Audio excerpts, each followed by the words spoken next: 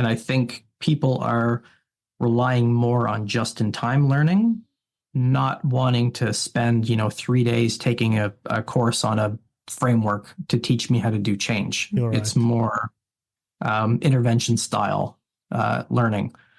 And that's another one of the great things about AI is it can teach you anything.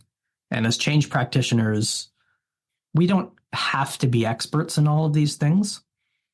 I mentioned that in the book too. I said it's good to have an understanding about what AI is, because some people, they hear it and they go, oh, it's just a fancy Google search. We don't have to know all the ins and outs about how large language models work and all of these different types of things. We need to be able to understand how we can use that to help with our change work, but also how we're going to help our organizations learn how they can build better companies by using it as well. So we can learn enough to lead the charge.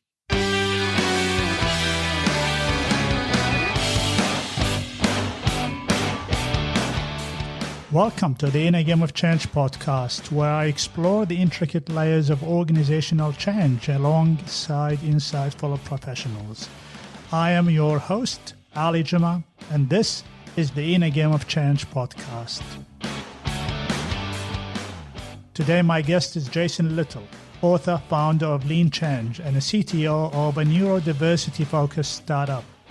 Through our discussion, we explore the growing influence of AI in change management practices. We address the skepticism and explore how AI, when used strategically, can foster a more agile management approach through rapid iterations and micro-experimentation.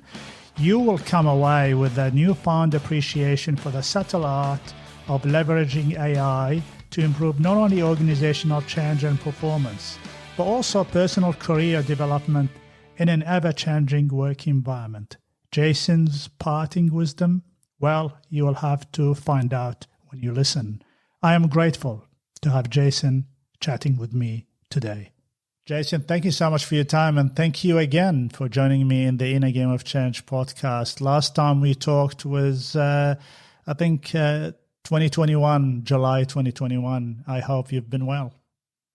Mm-hmm. Yeah, thanks for having me back again. It must have went well to come around for a second pass. No, it might be just I wanted to make sure that I got the best out of you. And yeah, either way, I am a winner, and I'm sure our audience will be winners by listening to this. Really excited about the conversation today. We're going to touch on a few topics, including your core business and what your purpose of your business, your recent book around AI, and it sounds like you've hit a moment and you converted. And I also want to, since you're the guru in lean change management, I want to pick your brain on the development and the evolution of that practice since we spoke last time. And also, I really want to test your mind and pick your brain on how you see the role of change management evolving over the next 5 to 10 years. Again, for those people that don't know you, it would be fantastic, Jason, to give an overview about who you are and what you do. Sure. So I'm the founder of Lean Change. I started my career as a developer, which we'll get into a little bit later. Hence all the AI stuff I've been doing lately is because I come from a technology background originally. And I'm also working part-time at a startup where I'm building a platform that helps employment specialists help people with autism find and keep jobs. So splitting time between running Lean Change and then working on the startup.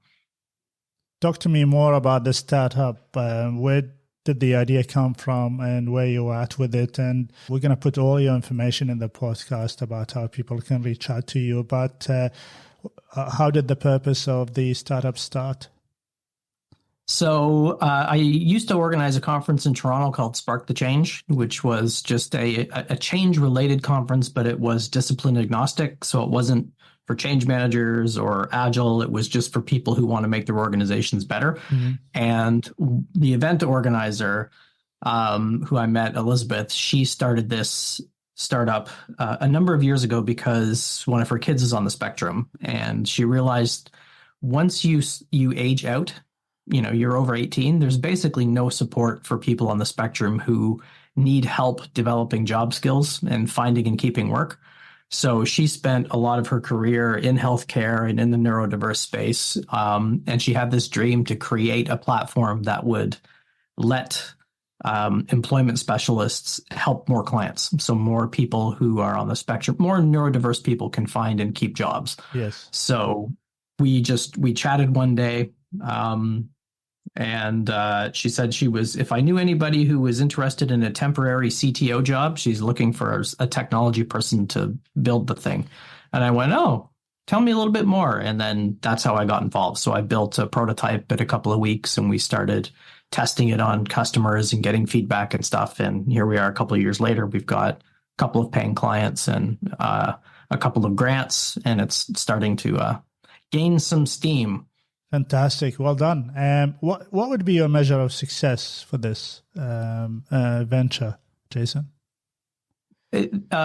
Mostly, I would say anecdotal, because, and I know people, well, what's the smart number, et cetera. But when we talk to the people, the employment specialists that are using it, because there really isn't any software that helps them do their jobs, they are blown away by how easy it is for them to communicate and help their clients develop skills through our platform. Things like, if somebody gets a job somewhere, we have a celebration mode where it sends out like a little party confetti to anybody who's logged in, and notifications, and we collect information and stats that help those employment specialists get funding, because a lot of them are funded by the government.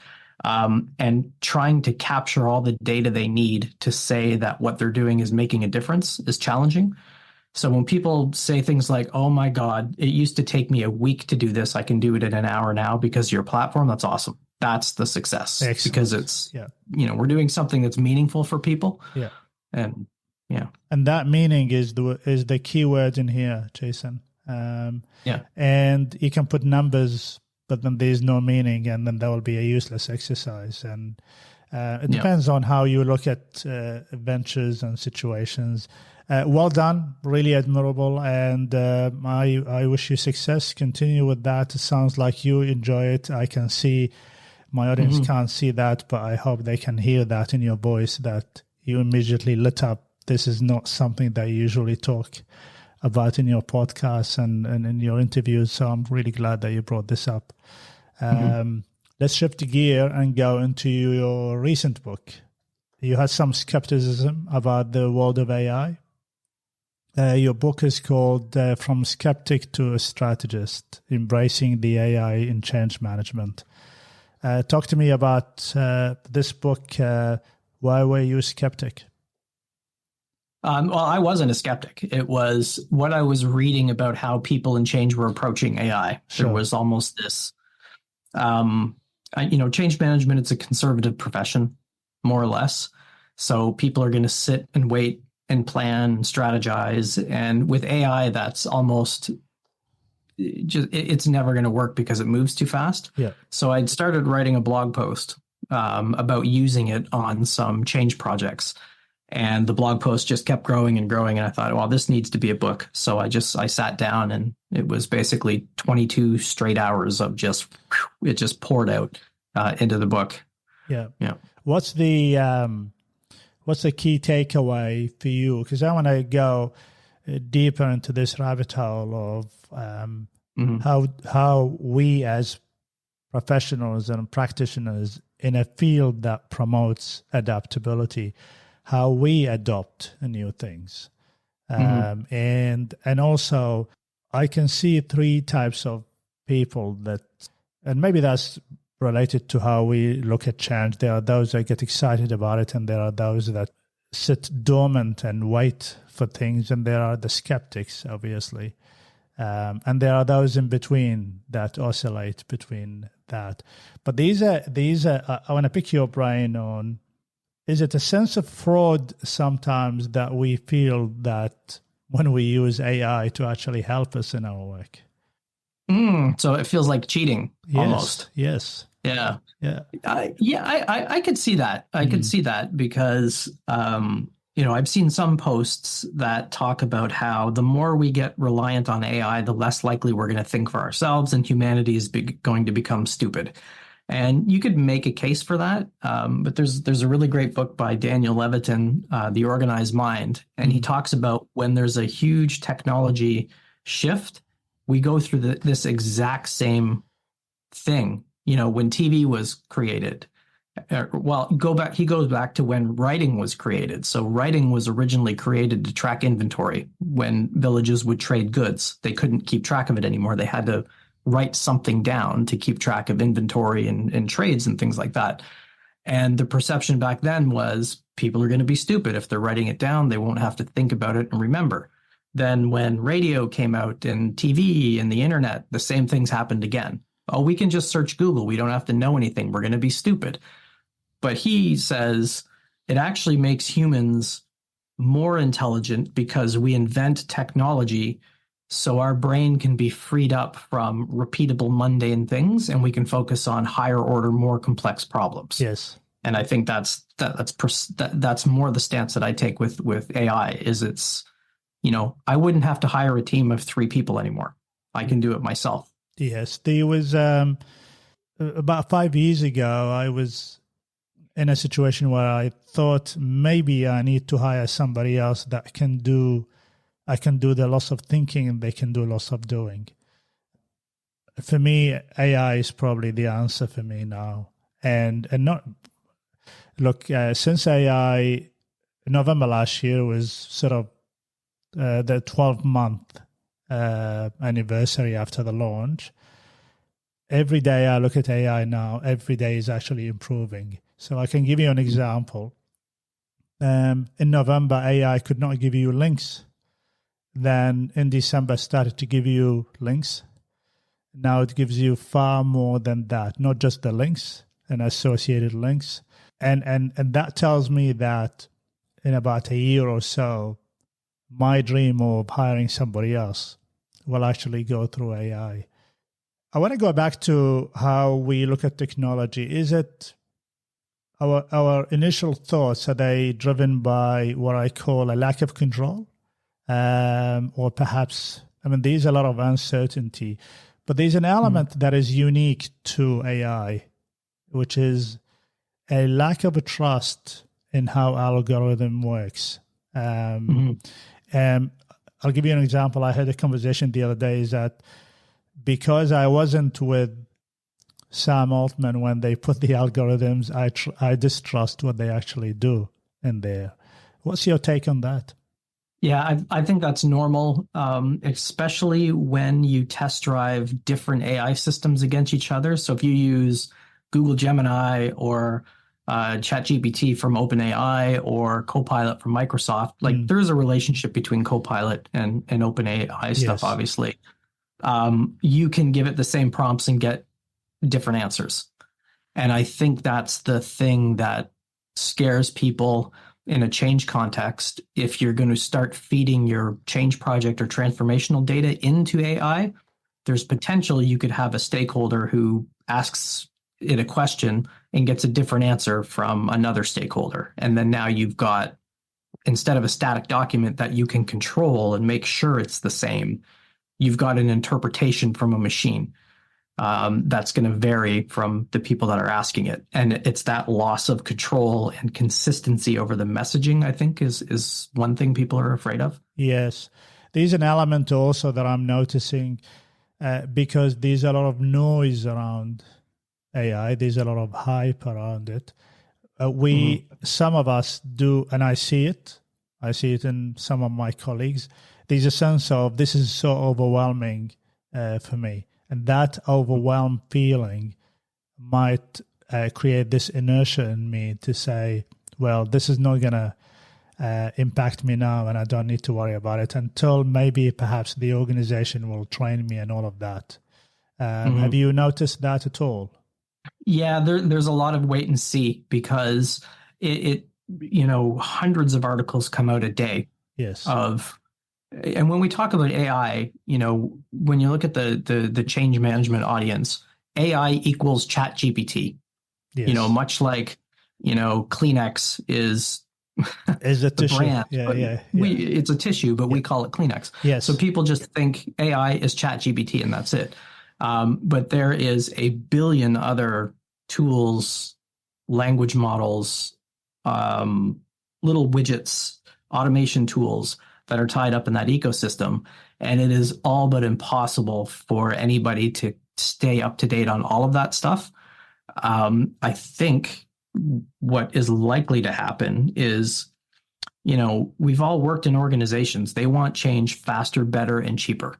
AI is going to give them that capability, and they're going to bypass the change managers. They're going to force them into using this technology, or they'll start using it themselves. Like, they're not going to hire a consultant or an agile coach. They're going to be, oh, there's an agile coaching bot I can ask questions to.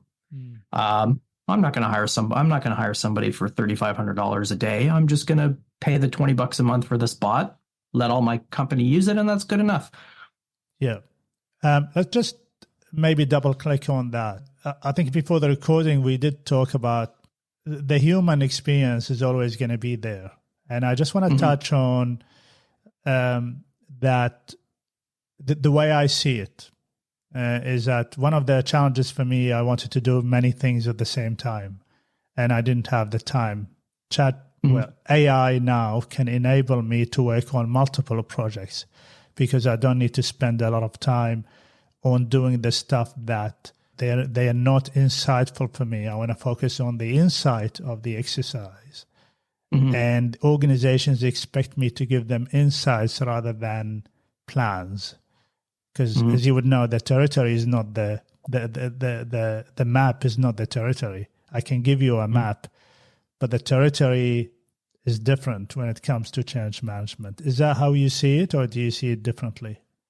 Yeah, I think it is different. And I think, the story I opened the book with is back in the day, in the 90s, when I worked on a web team inside of marketing. There were 5 of us on the team. I was the web designer. We had a programmer, graphic designer, intranet person, and a manager for one public website that changed maybe once a week, and an intranet site. And today, that job is done by a high school intern using WordPress and a bunch of other no-code and low-code tools. Right. So it's not like we all got fired because of technology. The next time an opportunity came up where we needed a certain type of skill, I can't just be a web designer anymore. Nobody hires web designers today. Yeah. You have to be multi-skilled. And I think the same thing is going to apply to change managers.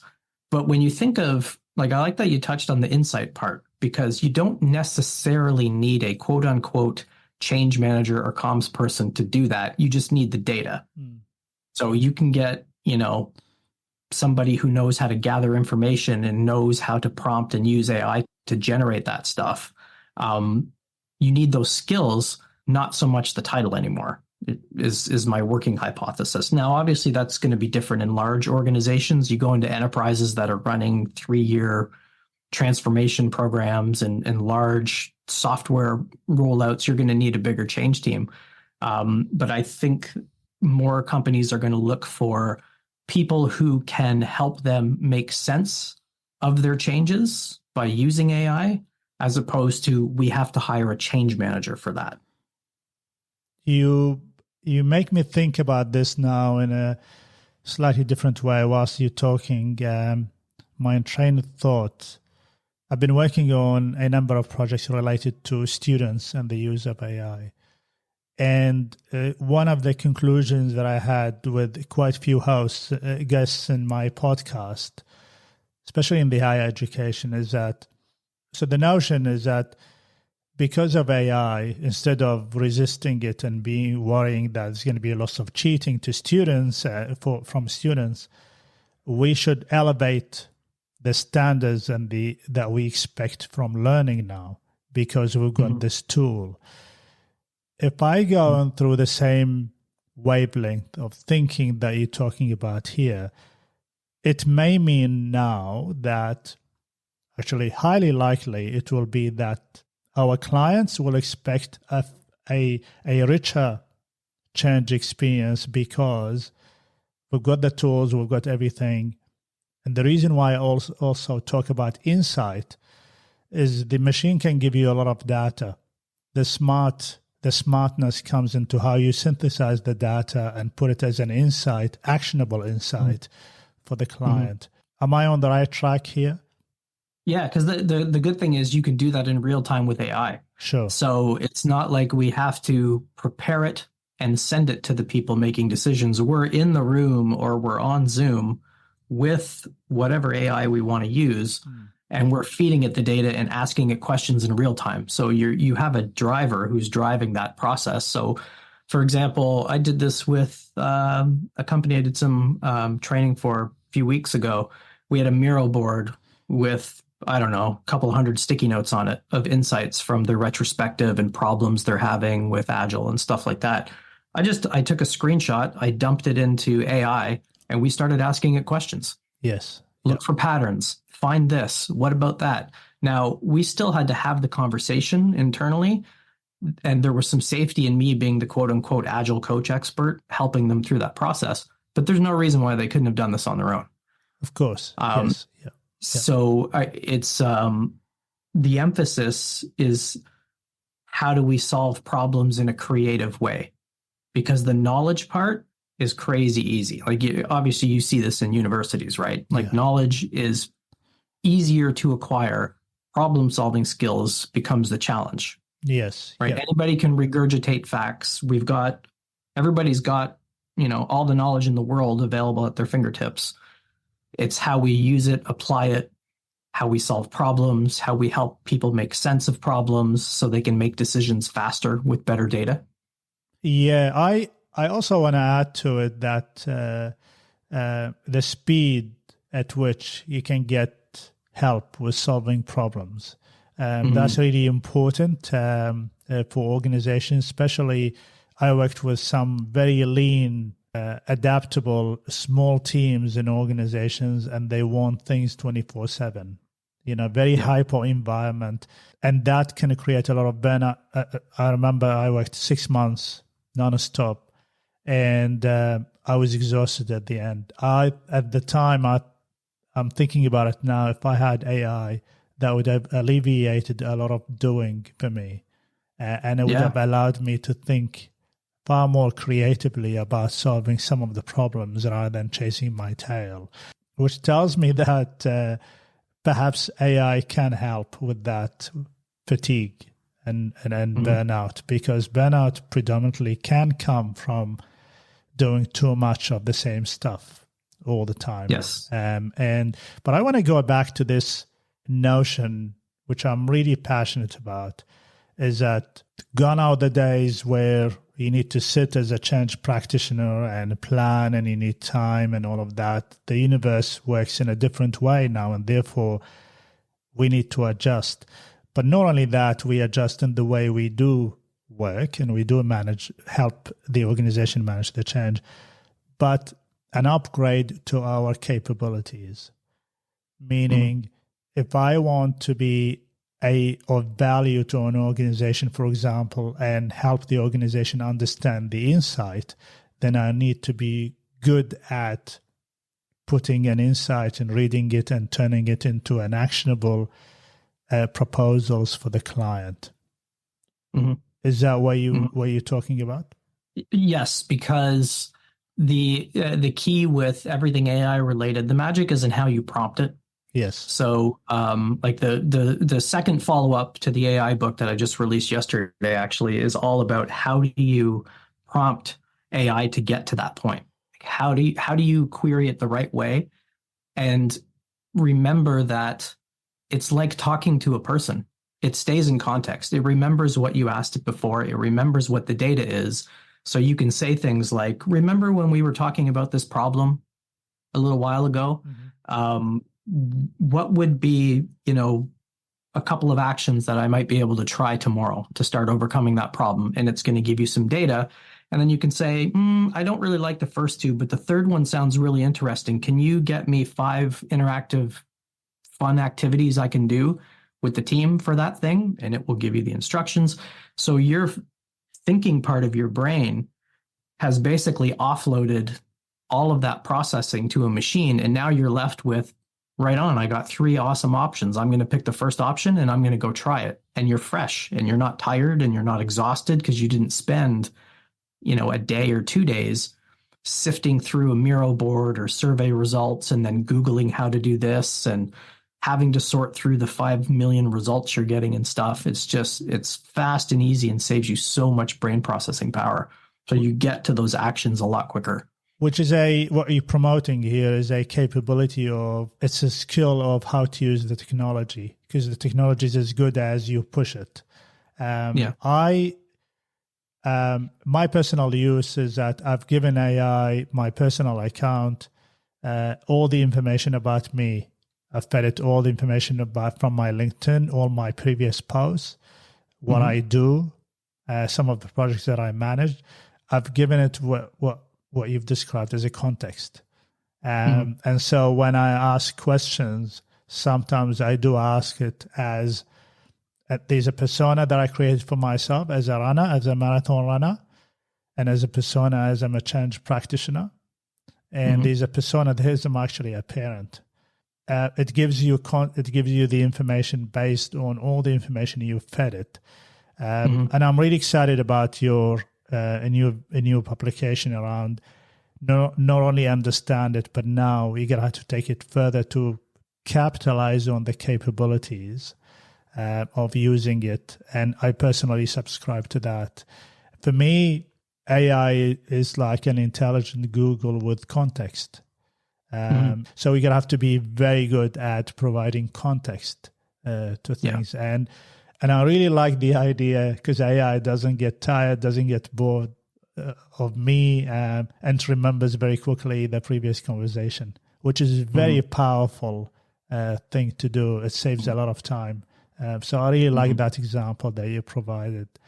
How the one thing, just to jump in about it not getting tired, it does actually. There's people who have tested seasonal disorder with AI. So around the holiday times, ChatGPT, for example, it was being reported that it was lazy because it was around holiday time. So the responses were not as good. So it does mimic some of those human things as well. Sometimes it will forget something in a thread of a conversation. So it'll give you an answer that is not at all what you want. And you go, no, don't you go back earlier in this conversation and remember I was talking about this, and then give me that answer again. But it's still natural the way you have that conversation. Like humans get tired and you go, I didn't get that question. Can you repeat it? AI kind of mimics that same thing. I have witnessed all of those examples. I wasn't, now you've articulated that to me and it makes complete sense, because I did encounter my AI, and at some stage you're going to have to give it a name. So, imagine a world where we're going to give our own chats their own customized names, so I can refer it as my trusted partner or annoying friend, annoying and reasonable friend. I've seen all of that. And in fact, it actually responds to me saying, sorry, I actually got confused a little bit. And it's kind of funny when it does that. You're not supposed to get confused. I'm the one that's supposed to get confused. And so I'm the human here. But I like that seasonal. Yeah, the seasonal disorder, seasonal disorder. When you live, like in Canada, the climate here, we get 4 proper seasons. So there's an effect on your productivity through those seasons and stuff. So AI can mimic that as well. Yes, fantastic. I want to ask you a question around there's a lot of call around the human-centered change. And some people think that using AI is not really supporting that way of thinking. What's your take on that? I can understand why for sure, because there's almost this sentiment that are people going to be doing change management, or will robots be doing change management? Robots can't do what humans do. A lot of folks in the change community have that binary view. It's either or, but it's not. It's a gigantic spectrum of gray and color and everything in between. So, it's not like we're not going to focus on the people aspect of it, because what I find is when a lot of folks in the change world say, this is a human-centric, people-focused approach. Here, go fill out these templates. Like, it's very incongruent to me. The conversation that we can facilitate can also be facilitated by AI. So we're still doing the work, coming up with the activities, the exercises, trying to gather insights, collecting all this data. It's almost like we're a research analyst for AI. So there is still the human element. You're still going to have conversations with people. You're still obviously going to have to worry about how the change is impacting people and stuff like that. But you're going to be able to make smarter decisions with all of that data faster to find out really what's going on for people, because you don't have to use like data collection with surveys that have slightly agree, completely agree, disagree, like these questions that don't really give you anything. And the reasons why we ask those questions is because they look nice in a chart. Yes. You can just have a bot on your intranet site, wherever it is, and go, how's it going with the change today? People can type in whatever they want, doesn't matter. And AI can harvest those insights. And we can go, you know what? Generally speaking, everybody feels good about it. There's a couple of pockets we should go worry about. So I think it's actually going to make it more human-centric, because we're not reliant on using Excel to analyze yes, no, and rating scale questions to gather those insights. We could have, Zoom has a capability to record with AI, and it automatically generates action items. If I were to tell you, as soon as we're done here, I'm going to email you the link to that article that we were talking about, Zoom creates an action item for you in a checklist automatically. Yes. So I think we're not going to miss those things anymore. The machine is going to catch all those interactions and the things that matter to humans. We as the human will just be able to pay attention to the stuff that actually matters instead of all the logistical stuff that eats up a lot of our time. And I like that. And I'm actually exploring how I can capitalize on that capability. I am a big fan of having an online change experience, because I can do a survey and then in 3 months' time, people moved on and the experience is completely different. So having live that live experience, I'm exploring using one of the GPTs to actually help me do that. But I know that Outlook and obviously Zoom started already doing that. It catches that from the writing that you're supposed to actually action this particular item. But what we're talking about, not only as a reminder that picks it up from my text, but also it actually does the action for me, which will be all I need to do is just review if it's the right thing to go out and then hit send. And I love that about it. To what extent, as change practitioners, do we need to understand our own learning styles and how we manage change personally? Because it perhaps the way we learn needs to be understood so that we can approach technologies in a slightly different way and with an open mind. I think more people are taking responsibility for their own learning more so now than they used to. It used to be, let's wait till the vendor comes out with a new course and then send people on it. I think with the advancement of micro-learning, AI, people are more learning on demand when they find themselves faced with a situation that they don't know how to get out of. Like, there's something that's not right with this change. I'm stuck. I'm going to go learn about how the dynamics came to be, what might be going on, what I might want to try. I learn that, I put that on the shelf in my brain, and then I go off into the world, and then I come back again. And I think people are relying more on just-in-time learning, not wanting to spend 3 days taking a course on a framework to teach me how to do change. You're right. It's more intervention style learning. And that's another one of the great things about AI is it can teach you anything. And as change practitioners, we don't have to be experts in all of these things. I mentioned that in the book too. I said it's good to have an understanding about what AI is, because some people, they hear it and they go, "Oh, it's just a fancy Google search." Um, we don't have to know all the ins and outs about how large language models work and all of these different types of things. We need to be able to understand how we can use that to help with our change work, but also how we're going to help our organizations learn how they can build better companies by using it as well. So we can learn enough to lead the charge in that sense and use AI to actually train us on those things. So I think the whole view and stance about, application-based learning, where I'm going to take a little nugget, I'm going to go try it. I'm going to come back and get some feedback. I'm going to go back out into the world and try it again. I think that's a style I see more people using, as opposed to just loading your head in 3 days with a course, forgetting 90% of it, and then going out into the world.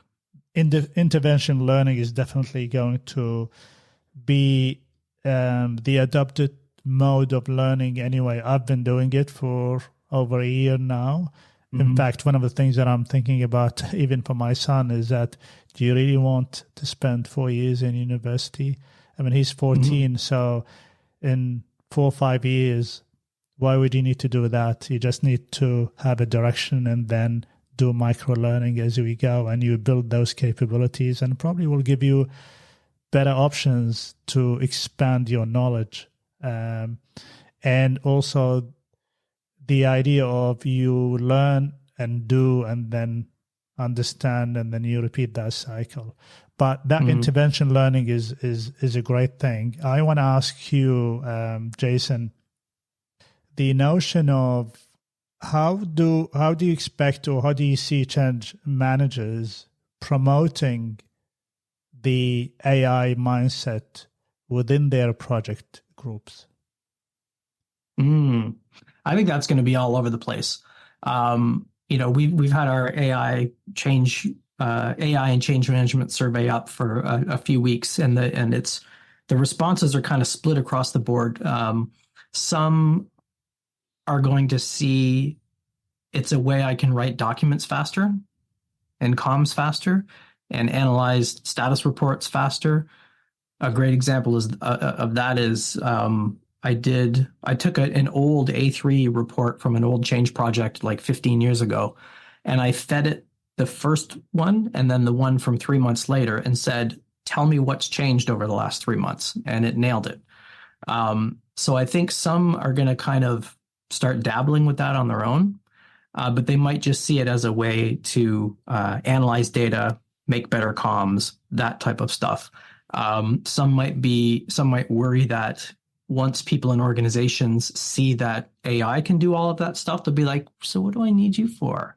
Because we're seeing this in the Agile space. Yes. I don't know if you follow the Agile space much, Yes. but we're talking thousands of Agile coaches and Scrum Masters from, Fannie Mae, and all these big companies are getting rid of their Agile coaches and Scrum Masters because now they have tools and technology that knowledge isn't needed anymore. Like we need people working on projects, and they can use AI for these things. We're not going to outsource our coaching or our consulting anymore. We're able to do that in-house. So I think change managers have a lot of options for how they're going to help organizations do it, and use AI on their projects, or getting insights and summarizing things and getting to making decisions faster with better data. It'll be a learning process, and I've already made a decision a while ago to promote deeply within whoever I work with, and within my project groups, to really utilize the power of AI, and spend time on building insights and help the clients rather than trying to work it out and take ages. Spend more time in analyzing and the data rather than doing the doing, and then you spend little time because a project has got a timeline and you're always pressured by a timeline. AI should really give you that breathing space to do what you need to do, which is the creativity. And you mentioned something which is really important. I've read Taleb's book, Anti-Fragile, and I really admire, there's a statement in there, and I've looked at it in a different way. I'm going to butcher it, but it means that the best way to take control of change is to embrace the uncertainty around it. And meaning, yes, it's got a lot of ambiguity around it, but the inertia and being overwhelmed and doing nothing about it is not going to help that. And it, in fact, it will actually give you a sense of a lack of control, because it's going astronomically every day developing. There's the media coming out of, every piece of media news and all of that talking about it. Your friends are talking about it. There's a lot of misconceptions about it.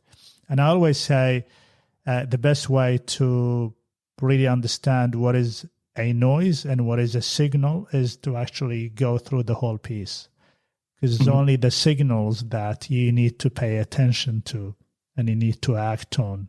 And I'm hoping that this conversation becomes more of a signal to our listeners rather than, this is just another conversation about AI. And I'm really grateful that we're touching on multiple points in here. I want to shift gear. I am aware of the time. Always pleasure talking to you, and really very insightful to talk to smart people like yourself, Jason. Heavily involved and a big contributor in the change management community. I want to shift gear. Last time we talked, it was a couple of years ago, and we did talk about your book and your mindset around lean change management. Briefly, at a high level, what is the development in that field? I would say it's really skewing towards living in the now. And what I mean by that is, what are the most important things we need to do this week to move the change forward?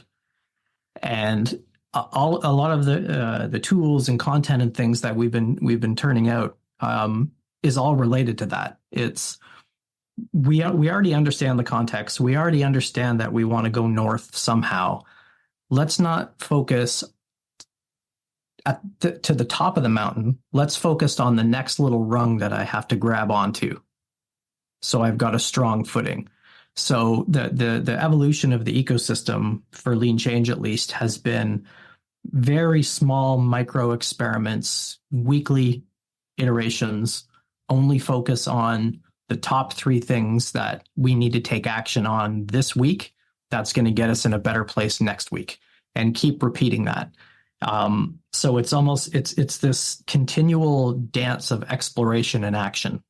It's not phase-based. It's not do a readiness assessment, do the plan, get people on board, go to the execution phase. Like, none of that stuff that doesn't exist anymore. It's more, we know that we're going to have to be exploring the organization to help it make sense of what it needs to change. And then we're going to have to take some action to do that.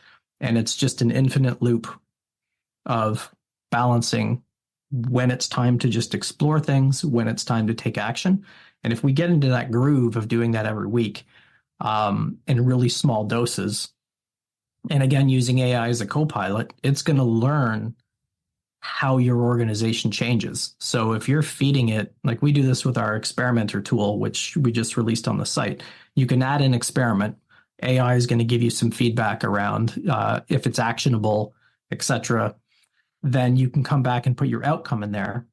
And the more you keep adding those experiments, the more it learns when you do these types of actions, they most likely work. When you do these kinds of actions, it doesn't work. So it's really focused on small micro experiments, micro learning, just in time delivery of changes that are important. And it doesn't forget the big picture. It just, we inherently as humans know the big picture. So we don't need a giant plan to tell us the vision and the strategy. Everybody kind of gets it. We really have to work on those micro interactions on a week-to-week basis. That's a wonderful way of summarizing that. I'm just enjoying, the thoughts that you're sharing with me, and I get inspired immediately. So I can't wait to respectfully finish this and actually go and put lots of ideas they've just helped me really nourish over the last 45 minutes. It's always a pleasure, Jason, to have you on my podcast, The Inner Game of Change. Last question to you. What would be the key takeaway, and if you're sitting in front of thousands of change practitioners now, what would be your piece that you would like to share with them about perhaps AI is a marvel of a human intelligence and advancement, and therefore we need to be curious about it? I would say, because this popped into my head last week, and it's sort of been my whole mantra for how I do change. You are not being hired to do a change. You're being hired to help an organization and its people solve problems. And if you can make that mental shift and realize that you're there to help solve problems, not to execute a change, it vastly changes your outlook on how you approach change, how you interact with people, tools and techniques that you use. It really does affect everything, because you stop focusing on the steps and the things I need to do to ensure the success of this change. And you really start opening your eyes up to, you know what? They say they want this change, but that's not the problem they're trying to solve. So you get really attenuated to helping people make sense of the problems that they currently need to solve, and you help them solve them. And it's a drastically different approach than I'm hired to execute a change for this organization. And that is a great place to finish this podcast. Pleasure having you in my podcast, Jason. We are going to put all your information on the podcast as usual. And until next time, stay well and stay safe. Yeah, you too. Thanks for having me. Thank you, Jason.